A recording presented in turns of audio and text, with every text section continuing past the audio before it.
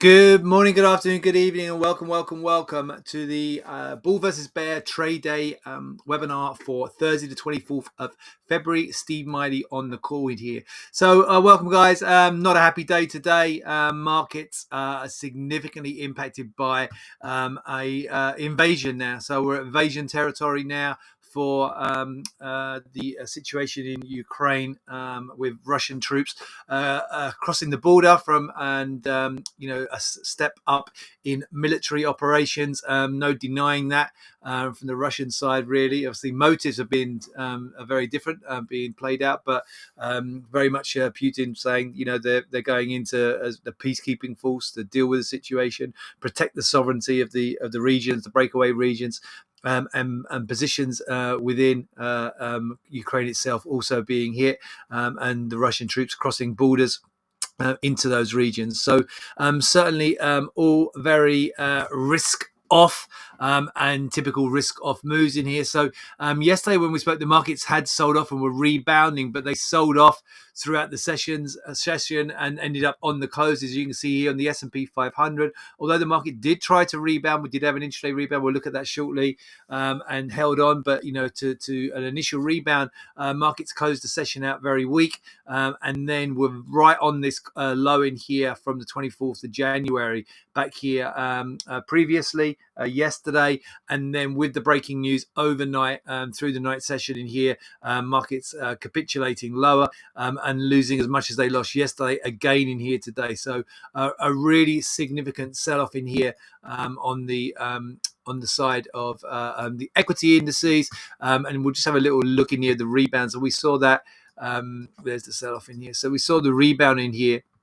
Market sold off and rebounded in here, and then ended up closing pretty much on the lows in here where I was. So there's the rebound. The market's then closed in here down at or near the lows in here, and then capitulated lower, and then an acceleration in here overnight. This is when we had the breaking news of the troops crossing the border, and the conflict escalating to an invasion. And then since then, the market's kind of been trying to rebound, been sideways in here pretty much overnight now. If that's the last now, this is an hourly chart.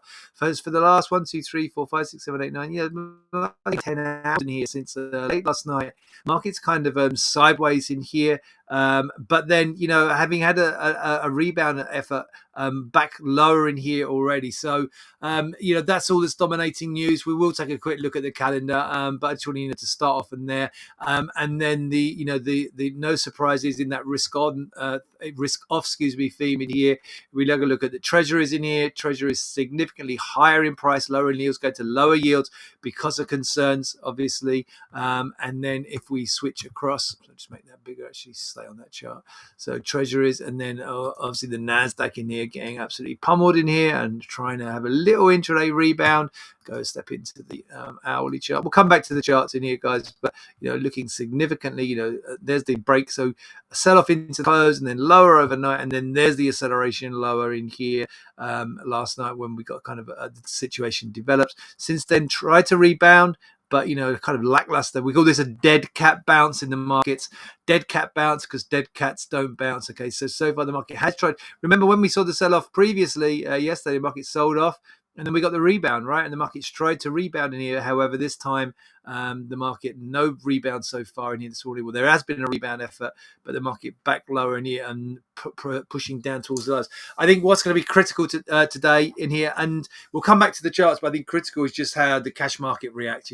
Are we going to see wholesale aggressive liquidation at this point, or has the liquidation by the fast money already happened, and is the real money going to stay into, are we not going to see rotation as the real money kind of still waiting to liquidate, and is the fast money already short? So you might actually see short covering, but we'll have to wait and see. I mean, I think until the cash market opens, we're not going to really know. A look at the other markets in here, and no surprises. Now look, oil then overnight, sorry, not oil, gold in here, gapping higher, and there's the kind of break of the news in here of the invasion. So the market, was already bid, had already gone back higher, and then gapping highs an hour chart, and then surging higher right the way. Now, whereas the market went sideways when it got to this point in here for gold, you can see gold went initially higher on the news, sideways, and then leapt higher in here further today, getting close to, up to like it was 1980, not far, eyeing in on 2000 now, dollars really. So, but has set back in the last hour, but nevertheless, a really strong surge higher by gold. And you can see that on the daily chart as well. So, yeah, really super aggressive move. Look at that candlestick in here. Super aggressive move by gold. I'm not sure that's the biggest move since, but it's going to be the biggest move for many, many months, I should imagine. And if we go and take a look at oil in here, and grabbing all the headlines here, both Brent crude this morning grabbed the headlines because Brent crude trades higher than WTI, which this futures contract's based on WTI, which is West Texas Intermediate. But Brent crude in here broke $100 earlier today.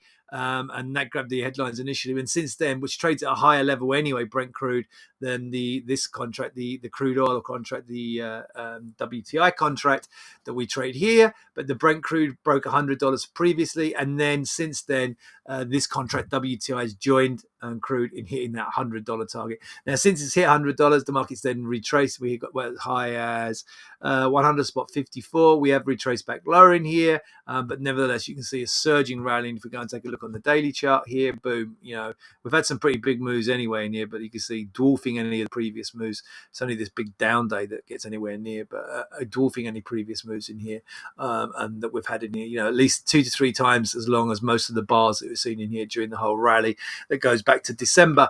So, a really aggressive moves, risk off, aggressive risk off. Now we'll come back. Let's run through some of the headlines in here, but nothing really. Let's just look at the damage done to European. Now, obviously, European indices geographically closer to Russia, obviously going to feel the brunt of any kind of negativity more than many of the other global indices in here. So at one point in here, the DAX, you can see this morning, the DAX was down over 5%. It did rebound to only being down 3.5%, but it's back down to nearly being down 5% again in here. So it was over 5% this morning. When it opened down now 4.76%, it was at one point rebounded to being only down 3.5%.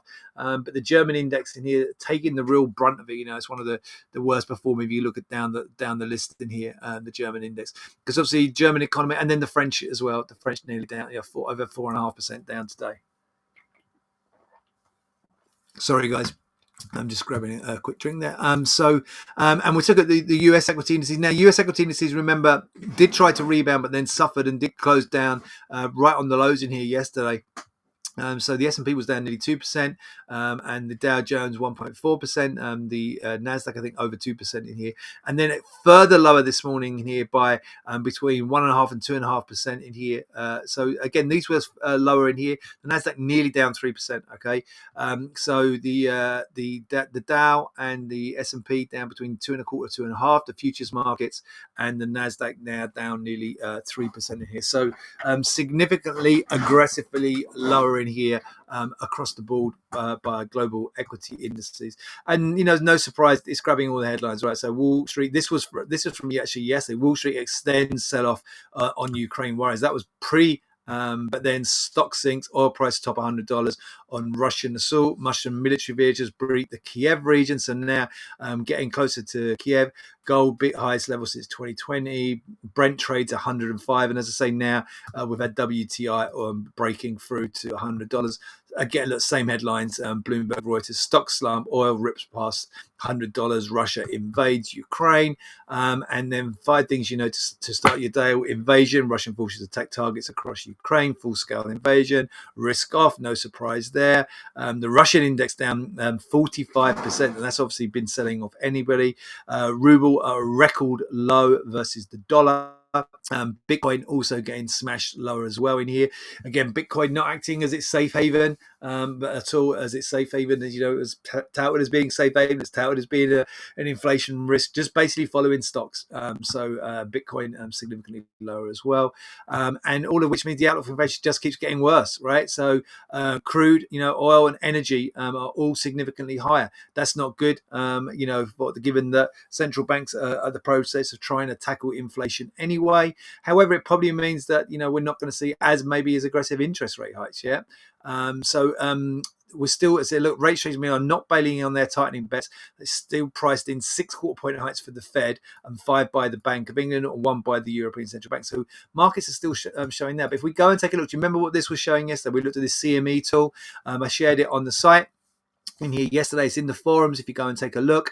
Under the fundamental forum, it's also on the site activity site chat page. Okay, this was, I think we were like 60-40 in here, so like we were 60, so it's basically 100% chance of a quarter point. Remember, this in here reads basically for a 25 basis point hike. This reads for a 50 basis point hike. So we were basically pricing in, together they still add up to 100%. So the market's still completely expecting a 25 basis point hike at the 16th of March 22 meeting. So you go up here, 16th of March meeting, we're 100% in here. These add up to basically 100% in here. 100% expecting a hike and 0% expecting the market not to move. Okay. However, this has shifted from yesterday being something like 60-40 to now 87 to basically 13, saying 87% chance of only a 25 now with only 13% chance of there being a bigger move of half a percentage point at the next Fed meeting on the 16th of March. Okay, so a significant shift there. What else we have in here? So yeah, just nothing. The headlines are just tell the story, right? Gold bids, stocks dumped further as war in Ukraine upends markets. And then just to reiterate what we're saying there on the bond side, German bonds, their biggest rally since March 2020. So remember, March 2020 was as the pandemic spread, the pandemic spread into Europe, into Italy, and started to spread globally. So and we had the big sell-off in stocks. So the German government bond market, which is seen as the ultimate safe haven bond market within Europe, has moved, has its biggest up move since March 2020, since the pandemic spread. What have we seen as well on the FX side? Just to dab into forex live. So no surprises. Japanese yen, the dollar are the strongest currencies in here. So you can see in here all of the currencies on this little infographic. I think popped out. So you got the Japanese yen strongest, and then the dollar, then the Swiss franc. No surprises there. Swiss franc also a safe haven. Japanese yen, the ultimate kind of safe haven, and then the dollar as well. So the dollar up against most other currencies. And who are the big losers in here? Well, euro is the big loser in here. Why is the euro down? Euro down because proximity to the geographical event, right? And then you've got risk currencies actually holding relatively well, but the pound as well getting significantly hit, but actually New Zealand dollar notably lower again in here today. So risk currencies and the pound getting hit, but the big loser in here has been the euro in the FX markets over the past 24 hours. So that's certainly but looking for that to potentially continue as well. Euro versus dollar is down 1% today.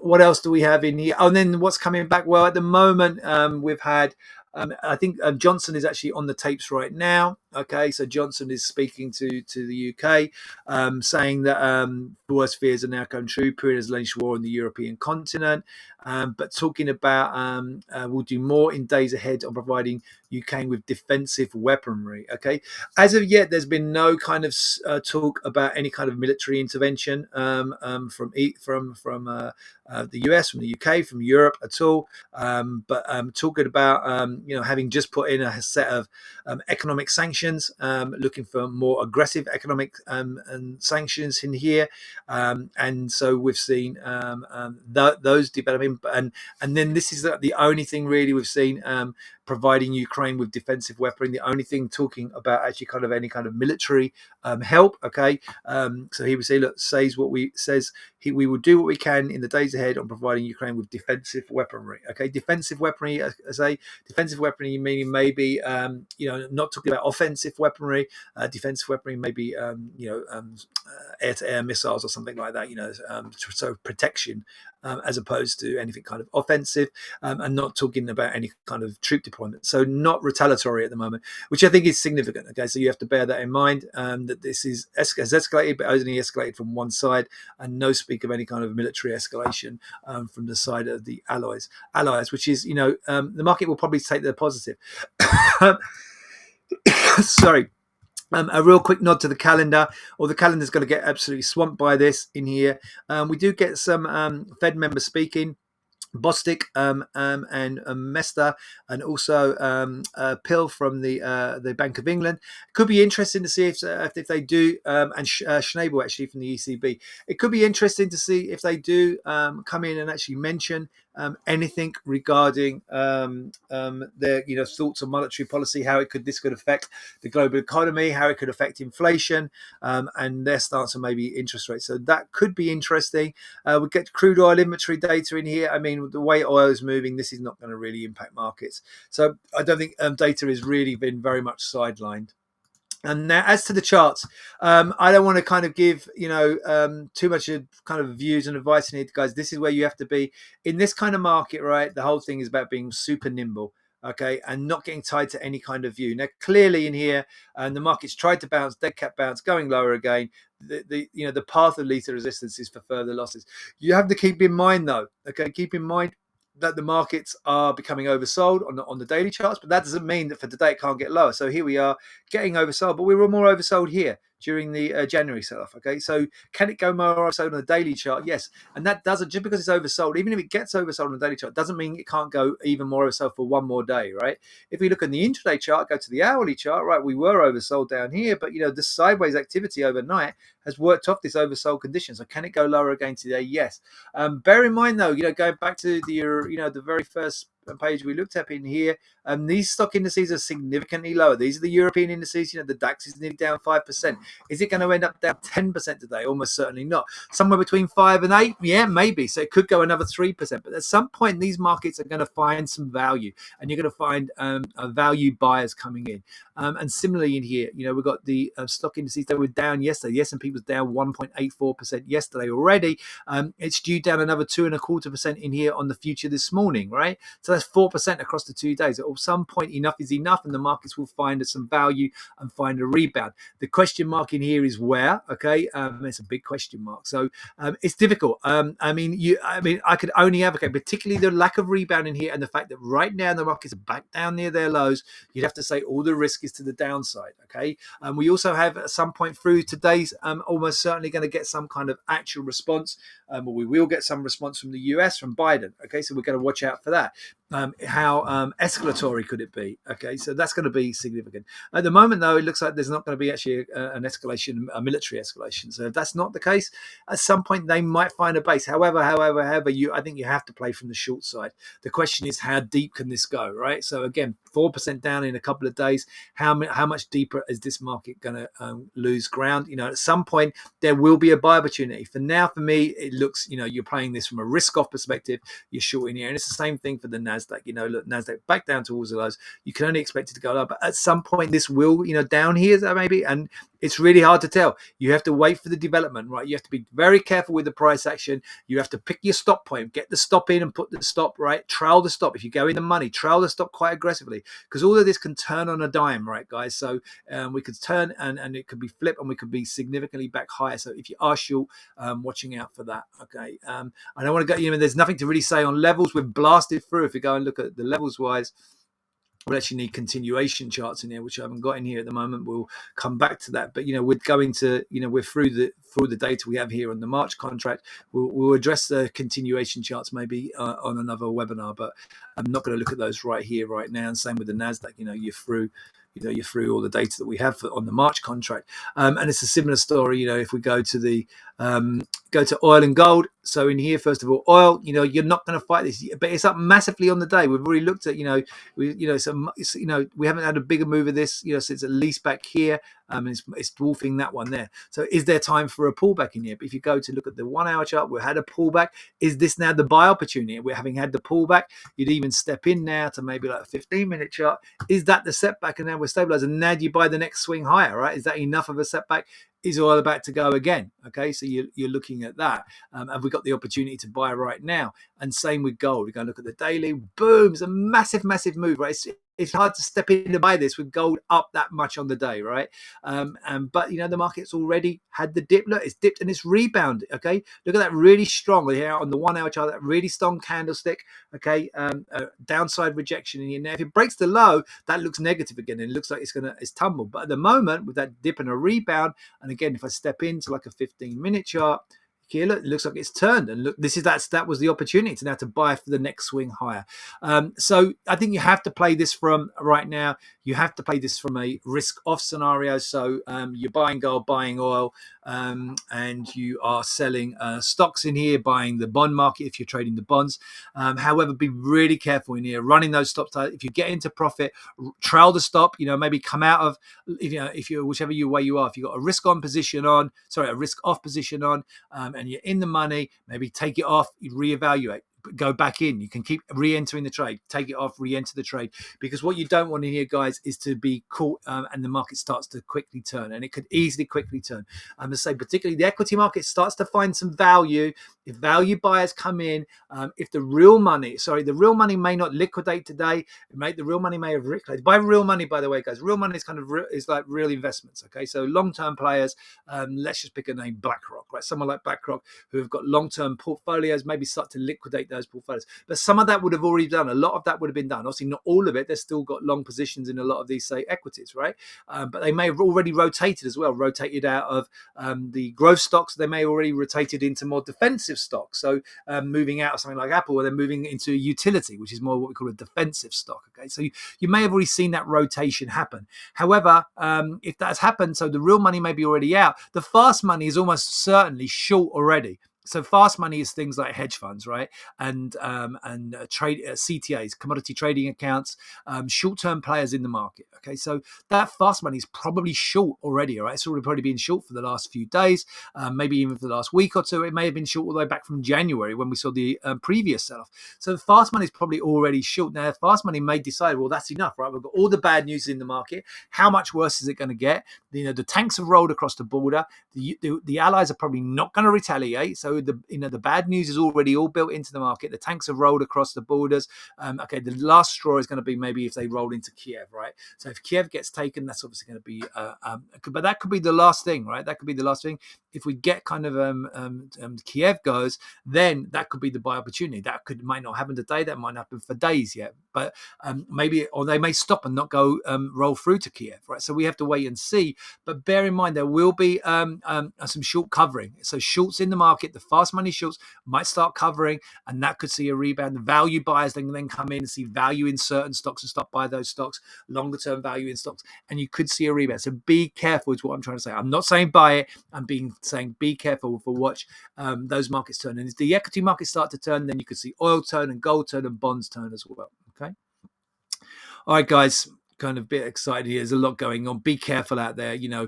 Reduce. Clearly, the volatility is spiked massively higher. There's going to be much bigger moves. So keep the trading sides much smaller. Trade the micros, right? You can trade the micros, trade a smaller trading side, and then keep your powder dry. Okay, don't have a blow up session in here. Keep the stops relatively tight. If the market starts to turn, don't get allied. Don't get caught in a position like, oh, I'm bearish, I'm going to stay with this. If it starts to turn, go bullish again. Yeah, at the moment it still looks very bearish, but don't be afraid to switch the positions. Okay? All right, guys, I'm going to wrap it up there. Going to wish you all a great trading day. Be careful out there. It's going to be difficult. It's going to be tricky. And then, avoid trading the minis. Trade those micros in here. Smaller size. Keep the stops fairly tight and be willing to flip. Okay. All right, guys, I'm going to wrap it up there. Have a great trading day. Stay safe. And I'll be back with you with another Bull versus Bear webinar on Friday.